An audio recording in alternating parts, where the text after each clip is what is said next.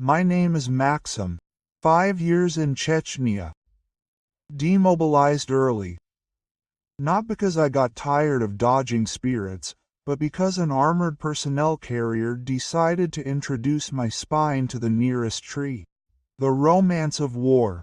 What can I say? I spent 6 months lying around hospitals, watching Let Them Talk and convincing myself, yes, Max, you'll run around yet. Maybe not like a cheetah, but at least like a decent person, and not a rusty Terminator on his last legs. I was married to Elena Vorobyova for 7 years. 7 calm, even too calm years. Good years, or so I thought. It turned out that I mistook a quiet family haven for a polite occupation with elements of psychological terror. She had the smile of a call center dispatcher, always ready to listen to a complaint and transfer to another operator. But she cooked finger-licking good borscht and stoically endured my passion for documentaries about special forces. I thought we were living in perfect harmony. Once upon a time, I could get out of bed without the sound of rusty hinges. Opened a private security company in Podolska. Called it Bastion without frills. Reputable. We do everything from installing cameras to personal security. For those who consider themselves too important for this world. The team what you need is 50 former military men. Each has their own opinion on everything in the world. From assault tactics to the question of why mayonnaise on pizza is a crime against humanity. We have an ironclad reputation. You can't slip past us, unless you grease them with hot tea and a working coffee machine. We take things seriously. One guy wanted us to keep an eye on his ex's apartment. What if she gets a new boyfriend? We politely told him to go to hell and gave him the business card of a good psychologist. If you ask me what my strong point is, I'll answer without thinking. I make decisions in a flash. A reflex developed in the mountains. When a grenade launcher is fired at you, there is no time to think. Either you are fast or you are dead. I thought the war was still there, in the mountains. Naive. It turned out that life loves unexpected plot twists, and the skill of instantly assessing the situation came in handy again. Only now the enemy was not wearing camouflage, but yoga leggings and listening to podcasts about mindfulness. But that's another story. Now I am worried about something else. How many years do you have to be married for your wife to start looking at you like a suspicious bag on the subway? 7, apparently, 7 years. And boom. Detonation. Thank you, Elena. I remember that morning. Chewing burnt toast. I say, you've been so quiet lately. Everything is fine. Quote, she took a sip of her soy milk cappuccino, as if she were preparing to film an episode of Desperate Housewives of the Moscow region, and blurted out, we need to talk. Those 6 words. I wish I'd gotten back into that APC. So I'm sitting there with half-burnt toast, and my wife is looking at me like I'm an expired yogurt. It doesn't stink yet, but it's time to throw it out.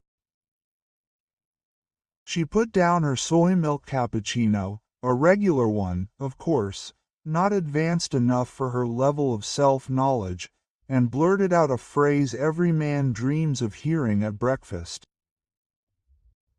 Maxim, I'm bored. I blinked at the toast, at the marriage. Ah, well, there it is. The toast is safe. Our marriage is not so great. I'm dating someone else, she added in a tone as if she were announcing a change in her internet tariff. I look up, trying not to laugh. So what should I be jealous of now? Or is this one of those imaginary friends that women make up for the sake of a catchphrase? She sighed. His name is Anton Belov. I thought about it. The name spun around in my head like a roulette ball until it landed on the right memory slot. Wait, I said slowly. Anton Belov? Not the Anton whose jaw my husband had fixed. What's his name? Igor caught his wife Katya in bed with this Anton. That same Anton? Alina blushed like mellow wine on a white tablecloth. Yes, that one. I leaned back in my chair and whistled. You have some taste. What, was the guy who got kicked out of the bowling alley for hitting on the waitresses busy? She frowned. It's not about love. Oh, great, I nodded. I was already afraid that this was just a feeling, and not just physical infidelity. A completely different matter. She crossed her arms. I still love you, Maxim.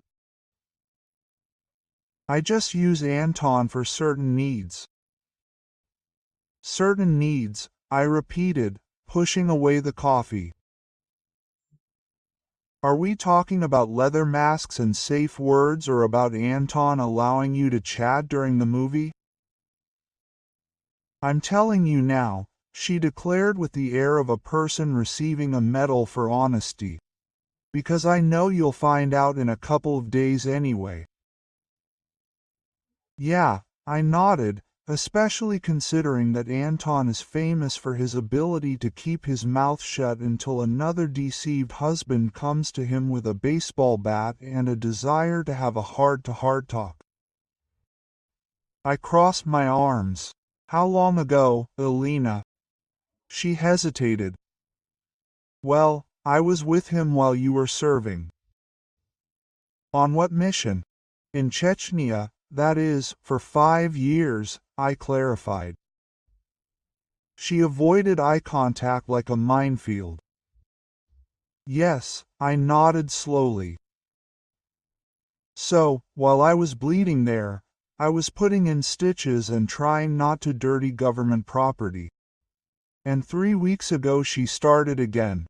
3 weeks ago, I got carried away. Cool. Just in time to edit a romantic montage and launch a sequel about infidelity. She stared at her hands. I didn't want it to drag on for so long. Of course, it's like your chance to go in for milk and come out with a lawnmower. Only in your case milk is loyalty, and the lawnmower is Anton's pathetic face. There was silence. Just me, her, and the sound of my patients packing up my things. You still love me, I said, standing up. But you're using Anton. She nodded slowly. Alina, I shook my head. I run a security company. 50 former soldiers under my command. Do you have any idea how hard it is right now to resist asking someone to accidentally follow Anton home? She shuddered. Relax, I added. Mostly joking. She looked at me, apparently expecting an explosion. But I was calm. Years of war had taught me to keep my cool when everything around me was burning, including, as it turned out, my marriage. So, what do you want, Alina? I asked very slowly. Now she looked almost relaxed, as if we were discussing a grocery list and not the collapse of family life. I want everything to stay as it is there is. You and I remain married. You are my husband. And I continue to use the services. Anton, she said with a stone face. I blinked. What do you mean officially?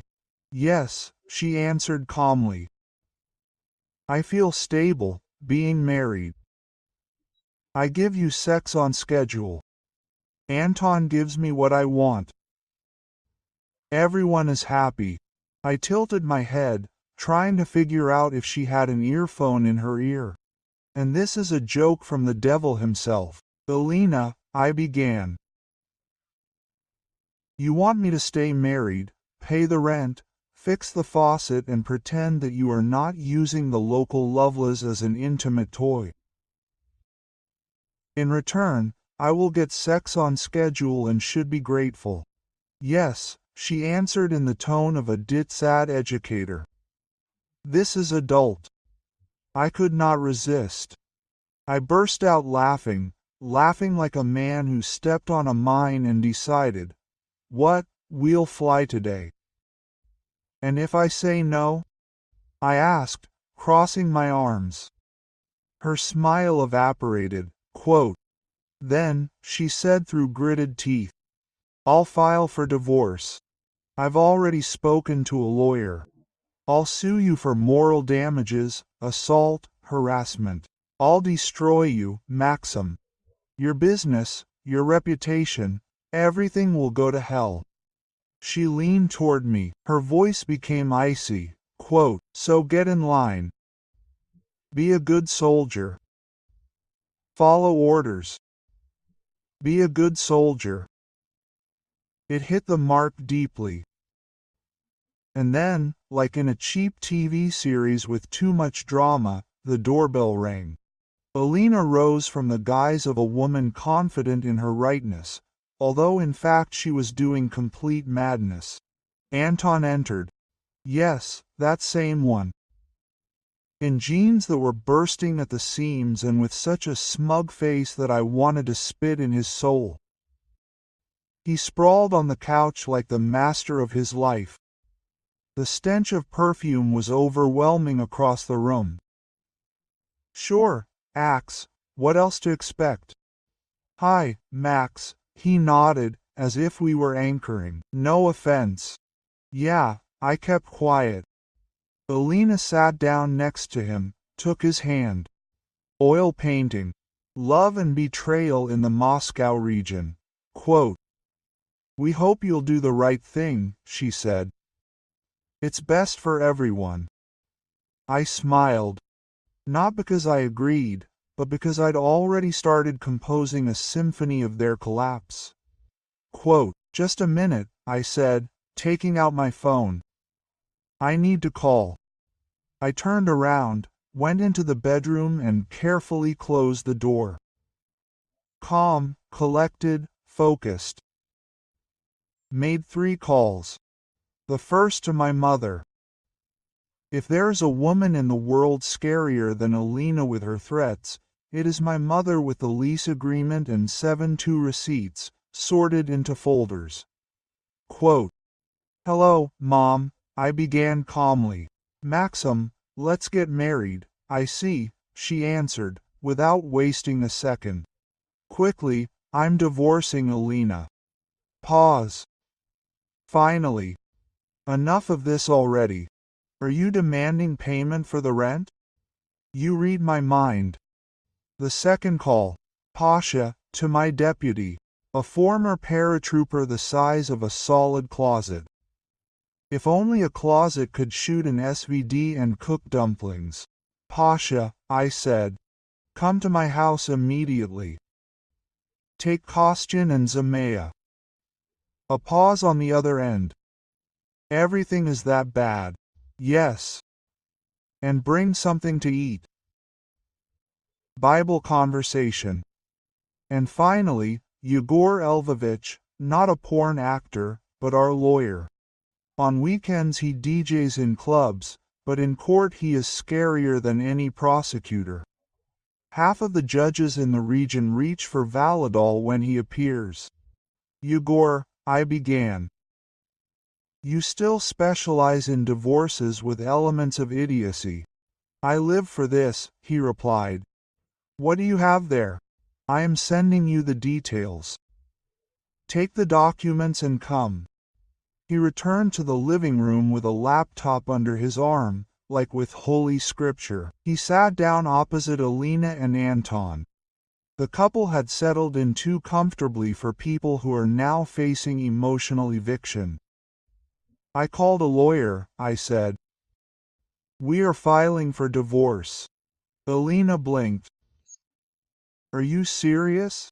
Anton leaned back on the couch, as if he was watching the TV series Marriage, the final season.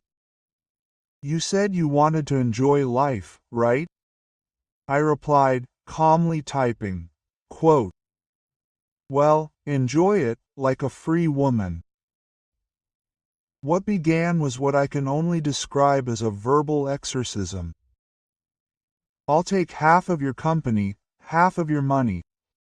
I'll take your house, you smug bastard. Niece, I nodded. I rehearsed in front of the mirror. This went on.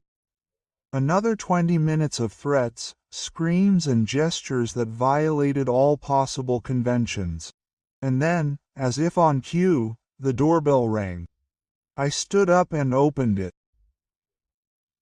Yegor Elvovich himself was standing there. A three-piece suit, aviator sunglasses. Because why not? They shook hands.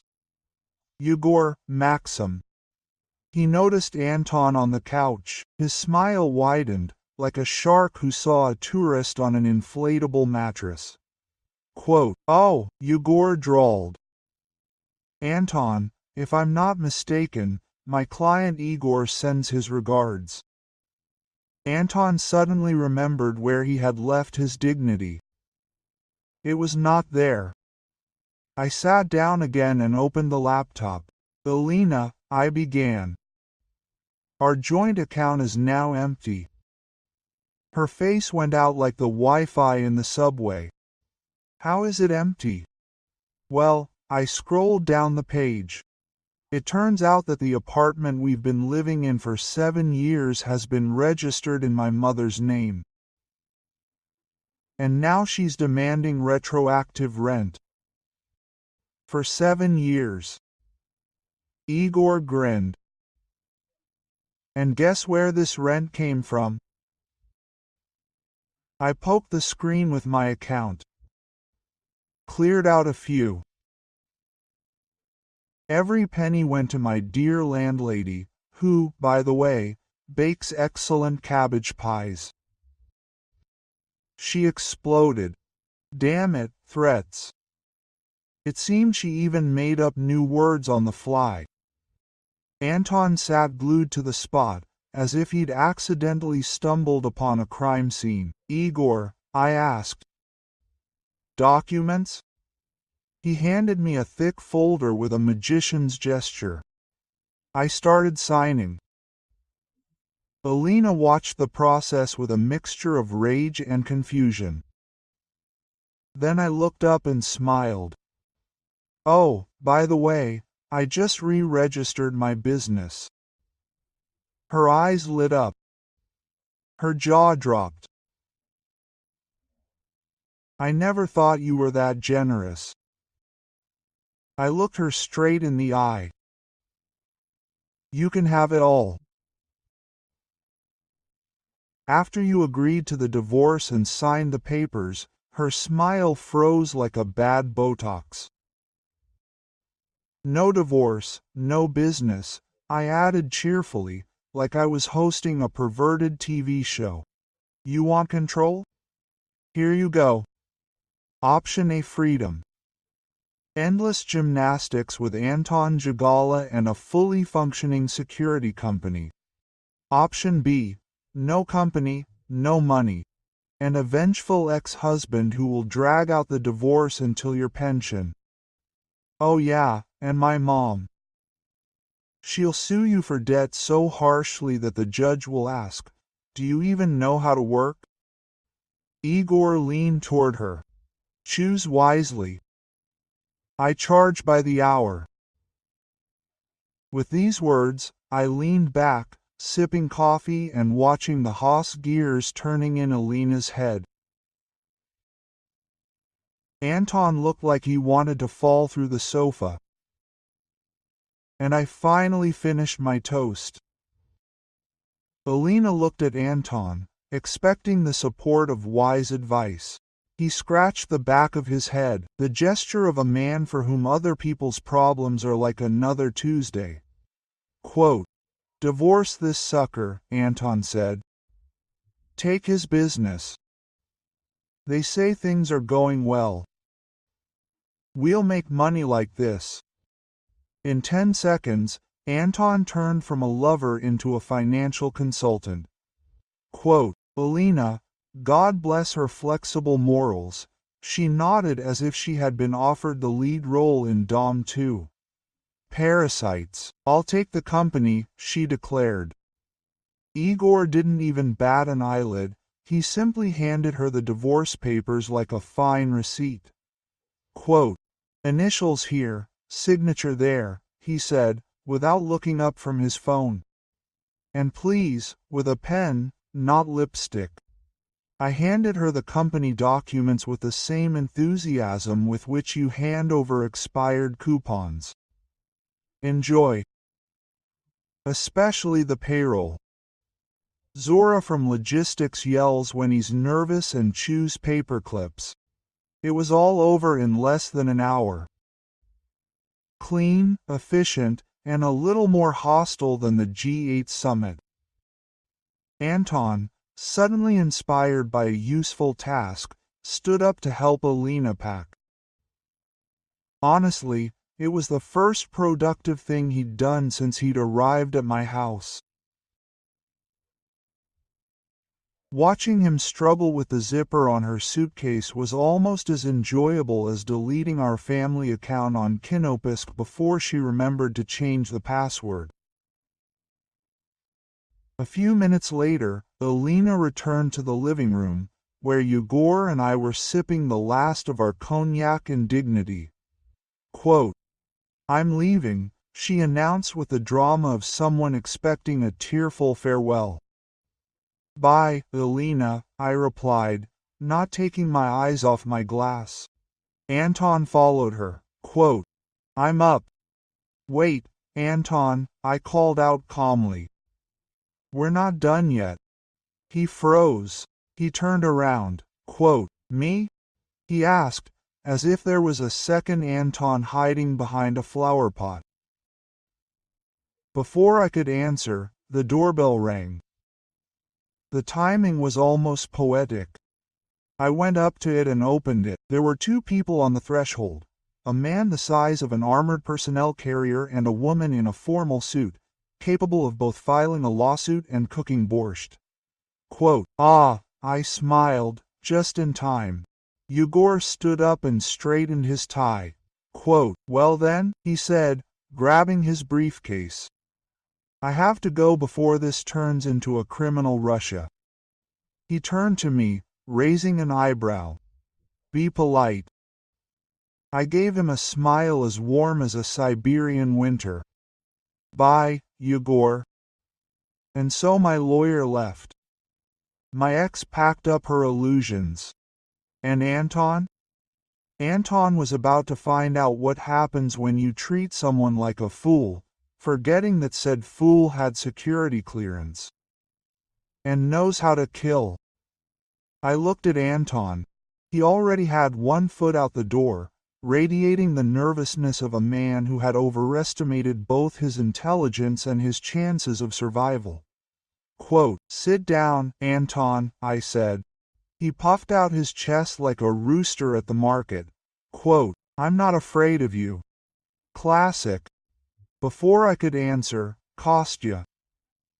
Yes, that same Kostya, a guy so big he cast two shadows, stepped forward and gently placed his paw on Anton's shoulder. Softly. I mean just enough pressure to remind him that bones are fragile things. Anton's knees buckled like a bad connection. He didn't sit on the couch, he collapsed on it, blinking like a cat in the bathtub. I took a sip of cognac. You see, cooperation, you learn quickly.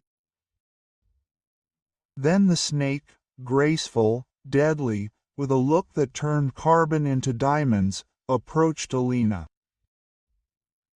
She didn't say much, just grabbed her hair, freshly styled in a salon, and said in a voice that could freeze boiling water, "Sit down." Alina, who 5 minutes ago was rehearsing the laugh of a free woman, immediately obeyed. She sat down on a chair, like a schoolgirl in the principal's office. If the principal had tattoos and combat boots. I quietly clapped my hands. Excellent. Everyone sat down. Isn't it cute? No one yelling. No passive-aggressive speeches about unfulfilled desires. Just sitting. Anton was now blinking rapidly. Perhaps he was trying to transmit the message in Morse code. Too bad the only receiver in the room was Kostyan's fist. Alina stared at me. This was blackmail. Then the snake moved like lightning and slapped her. I smiled. Oh, Alina. The snake doesn't like it when people talk nonsense. The snake leaned against the wall, crossing its arms. It looked at Alina as if it was figuring out where it would be more convenient to bury it after the paperwork was done. Kostya just stood there, silently chewing gum with the concentration of a sapper demining. So, I said, putting down the glass and cracking my knuckles. Now that everyone has sat down and no one is trying to assert their rights, let's talk. I looked at Anton, who was still sitting on the couch, trying to maintain the last of his dignity. Optimistically, I must say, Anton, I began, stirring the ice in my glass. You knew Alina was married to me when you slept with her. He hesitated for half a second, as if the truth was stuck in his throat. Then he nodded. Yeah, okay, I nodded. I appreciate honesty and homewrecker. I stood up, took a couple of slow steps forward, just enough for his back to straighten, like a gopher who has noticed a hawk. Did Alina ever mention that I served in the special forces? He blinked. Let me explain, I continued. This is when you spend 5 years professionally hunting people who think the rules don't apply to them. He turned to Kalina. She suddenly discovered that the floor was incredibly interesting. Disappeared, as did her conscience. He looked at Anton again. Quote, have you ever thought about it? I asked quietly, that your actions can have consequences. Silence. Heavy, with the taste of tension and regret. Anton opened his mouth. Maybe he wanted to lie. Maybe he could come up with an excuse about feelings or chemistry, but he didn't have time to make a sound. Bang! Kostya stepped forward and slapped him from the left. Smoothly, like in ballet. Anton swayed to the side, blinking, as if he had just discovered the law of gravity. Quote, the boss is asking a question, Kostya explained calmly, not even out of breath. Anton sat up, holding his cheek, as if it were a guarantee. Yeah, I didn't think it would go this far. That's the problem, I said. You don't think, Anton, you just take. I squatted down to be on the same level with him. You know, I've met fighters more noble than you. At least they didn't steal other people's things, knowing that without it they wouldn't survive. Anton whispered something, probably a prayer. Too bad the only gods in this room were armed with muscles and bad intentions. I slowly leaned back in my chair, letting the silence wash over us like a warm, frightening blanket. Anton was still blinking, his cheeks crinkled as if he'd been hit with an encyclopedia. Quote, you see, Anton, I began, stirring my drink as if telling a bedtime story, there's an old saying, if you love to ride, you must also love to pull the sled. A pause for dramatic effect. Anton looked confused. Alina seemed to be trying to blend into the upholstery of the chair. Quote, "You've been writing?" I continued. "Congratulations, little gold star. But now, Anton, it's time to pull the sled." Anton straightened up, probably hoping I was talking about board games and not self-mutilation. Poor, naive Anton. I nodded at Kostya, who was still standing with his arms crossed. He looked like a refrigerator that had just finished training in the Ryazan Airborne. Quote, "See Kostya? He's an artist." He waved his glass. "No, not one of those who paint sunflowers or cry over poems. I'm talking about an artist who reshapes human anatomy." Anton blinked. Once, he single-handedly remade 5 spirits in a gorge near Grozny, without weapons. Only bare hands and a rich imagination. Kostya nodded solemnly. That place is still called the Gorge of Repentance. I leaned toward Anton and caught his eye. "Here's the situation. Did you know that Alina is my wife?" I knew and still decided to play bed games with her while I was bleeding to death in Chechnya. I took a sip from the glass. "And, you see, this doesn't suit me. I'm a fair person, I believe in balance.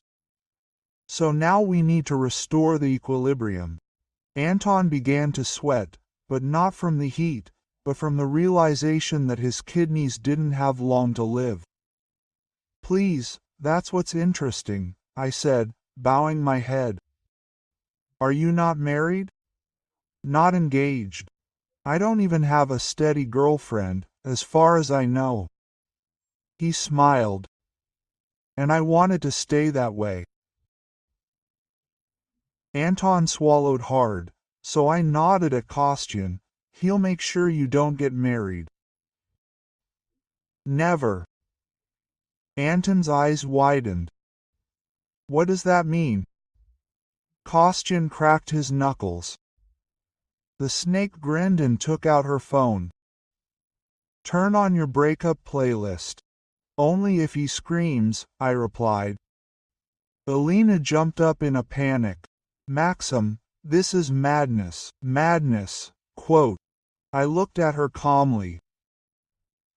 "No, madness is cheating on a special forces soldier with a guy who once lost a treadmill fight." Anton tried to get up and rush to the door. Kostyan barely moved. He just stepped forward like a man going to his favorite job. Anton opened his mouth, probably wanting to say something stupid. At that moment, Kostyan punched him in the stomach. The blow was so strong that the air around him shook. Anton made the sound of a crushed accordion and collapsed to the floor in a fetal position. "Mommy," he whined. I raised an eyebrow. This was shameful. Alina tried to rush to him. Heroically, like in a melodrama about love and moral bankruptcy, but she didn't even have time to bend over. Slap. The snake slapped with surgical precision. "Sit down," she hissed. Alina sat down so quickly, it was as if she were playing musical chairs at a championship in shame. Meanwhile, Kostyan picked up Anton with the same tenderness with which you pick up a garbage bag full of broken glass and bad decisions. And he set to work methodically, focused, meticulously. A blow, a groan, a slap, a sob. I just sat there, sipping cognac, as if I were watching a theatrical production of justice, retribution. A minute later, I lazily raised my hand. "Enough, Kostyan." He stopped mid-swing. "Patch him up," I said, finishing my last sip. "We're not going to be animals." Kostyan tilted his head. His eyebrow twitched. "That's right, boss. He still has one working leg." "Okay, Break it. Click. Kostyan kicked him so hard that everyone heard the crunch. Quote, "There you go," I nodded. "Now we can stop. I'm kind and considerate." I leaned back and added, if this idiot dies, we'll have to find a place to bury him. It's paperwork, permission, an excavator.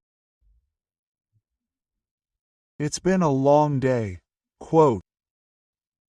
Kostyan made a sound that was either a laugh or a burp.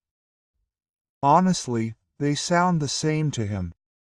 Then he reached into his back pocket and pulled out a first aid kit. Note, not a real first aid kit, a small plastic box, like in kindergarten. Yes, Kostyan carried a children's first aid kit with him, like a perverted and extremely dangerous pioneer who had received a badge for providing first aid in an underground fight club. He opened the box, as if offering medical salvation. Anton lay there, wheezing. His face was swollen like a marshmallow in a microwave. His eyes were fluttering, probably remembering his childhood. Kostyan rummaged through the box, whistling something cheerful and completely inappropriate. Then he carefully took out one of the dinosaur bandages. Carefully removed the backing, leaned over to Anton. Anton shuddered, deciding that he was about to be finished off. Well, fighter," Kostyan muttered with feigned tenderness. "You were a brave little homewrecker." And with all the seriousness of a field medic, he stuck the bandage right on the center of Anton's sweaty, bruised crook. He stepped back, admiring his work. "That's it. It's done." And he smiled. Unfriendly. The smile they print on flyers, the one about wanted persons. I raised an eyebrow. "Seriously? Is this your treatment?" Kostya shrugged. A symbolic gesture. Anton caught him. The snake clapped sarcastically. "Bravo. Looks like a kindergarten victim with a concussion." Alina, still frozen in place, looked at Anton as if rethinking every life choice that had welcomed her here. And I just smiled. "I told you, we are not animals, just highly motivated enthusiasts." He straightened up and looked at Alina, who suddenly became very, very still. "I told you, you know how to choose. I hope he holds the pressure better in bed than on the floor." Kostya chuckled quietly, like distant thunder. The snake simply watched. And I was just getting started. He turned to Alina. She sat motionless, like a mannequin in a thunderstorm.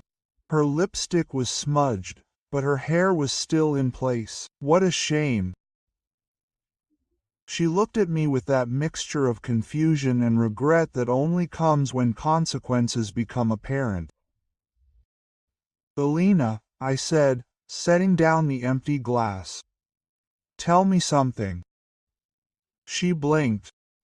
"Have you ever thought," I asked slowly, "that threatening my special forces husband is a good idea?" She shook her head quickly. "I hadn't thought it would go this far." I sighed loudly and theatrically, like the disappointed father of a generation. "Exactly," I said. "You didn't think." That's the problem, Alina. Actions have consequences, and bad actions? Quote. I smiled coldly. Very bad consequences. She opened her mouth to say something, but wisely closed it. It's too late, my dear, too late. But, I continued, standing up, as I kindly demonstrated today, I am a kind and considerate person. I turned slowly, spreading my arms, like the host of the show Field of Miracles, imagining today's nightmare. However, I added, I am also very vengeful. Alina visibly tensed up. I literally heard her internal monologue with prayers to all known deities. You cheated on me, lied to me, threatened me, my business, my reputation.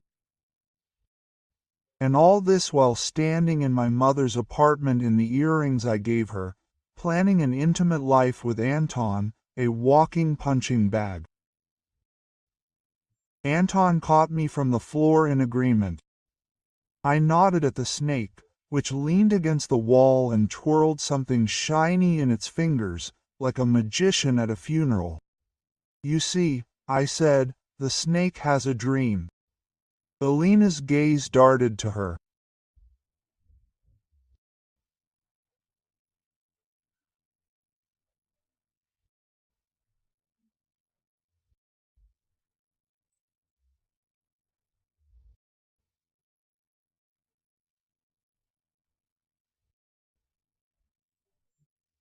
Bad idea.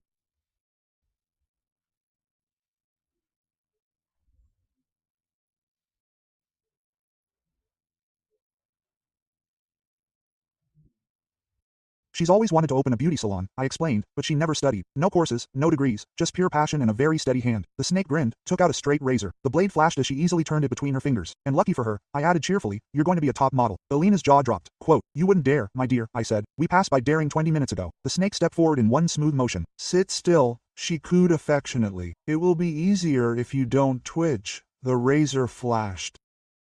Quick, precise movements. And Alina, once the queen of salons and monthly Botox, became magnificently, fantastically bald, smooth as karma. She froze, blinking like a stunned owl. Her hand slowly rose to her head. The snake blew on the blade, like on a gun in a western. I call it a remorseful haircut. I nodded approvingly. Quote, talent is wasted, snake. Don't worry, she said, wiping the blade. I'm just warming up. Alina opened her mouth, but there were no words. I stepped closer, caught her gaze. Quote, wanted to play, Alina? Now you're leaving with your suitcases and a shiny skull.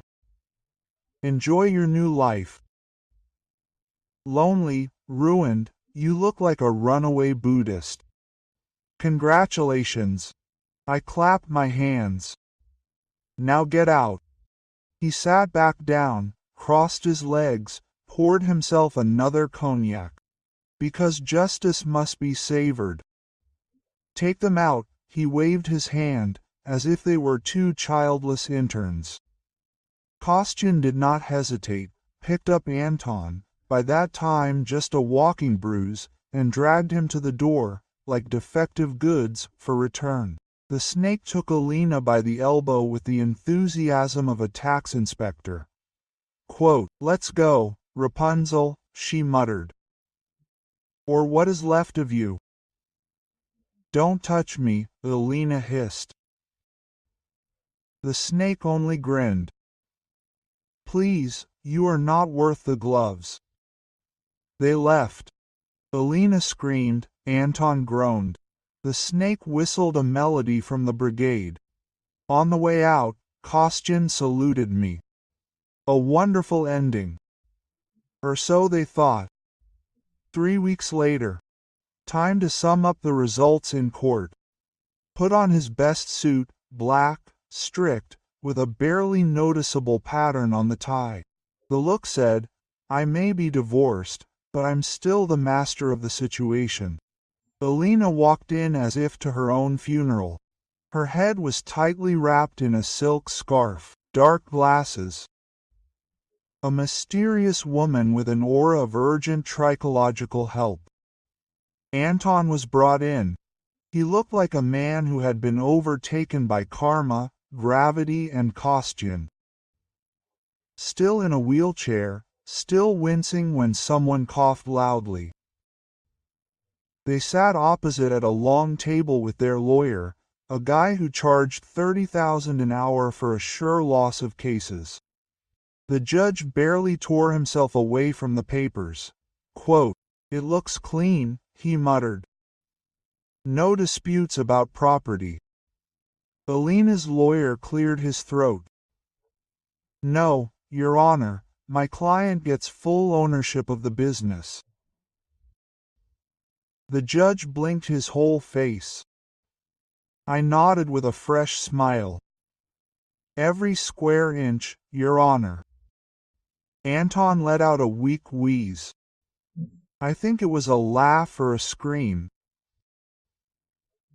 Perhaps both.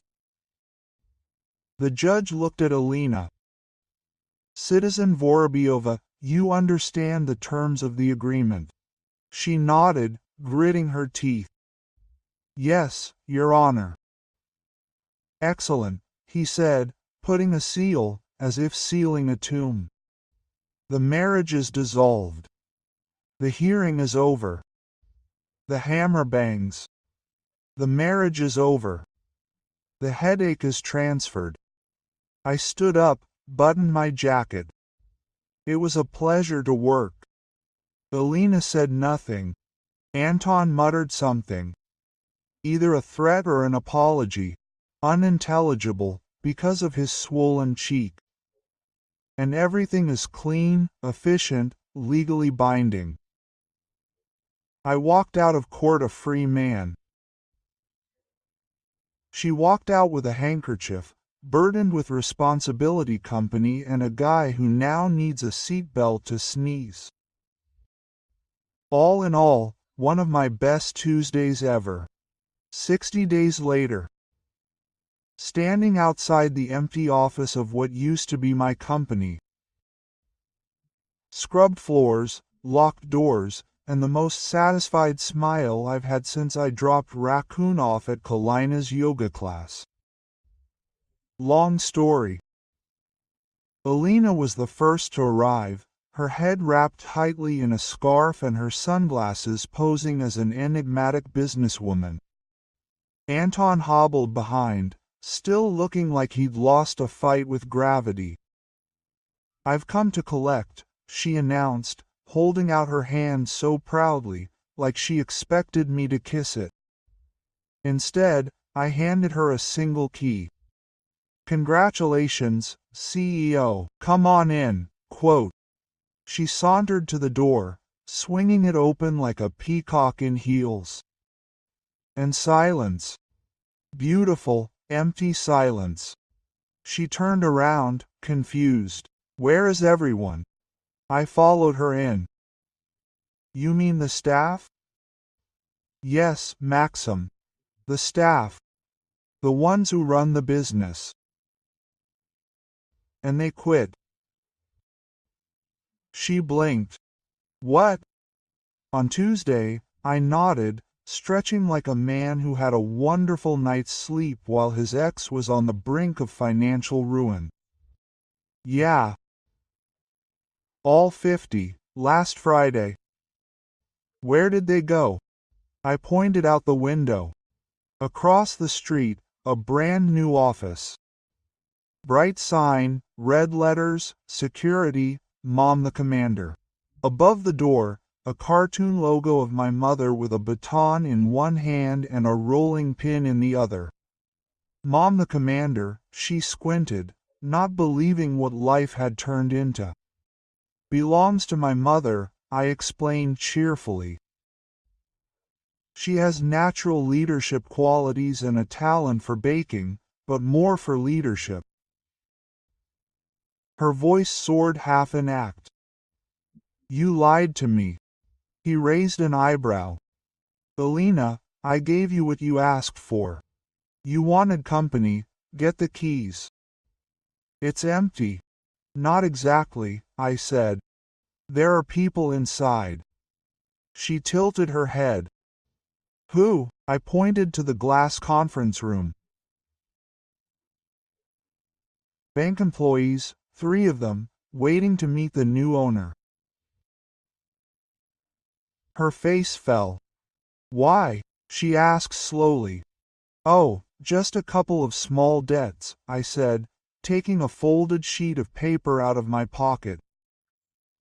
Remember the transfer agreement you signed? Alina Vorobyova accepts 100% ownership of assets, personnel, accounts, debts, liabilities.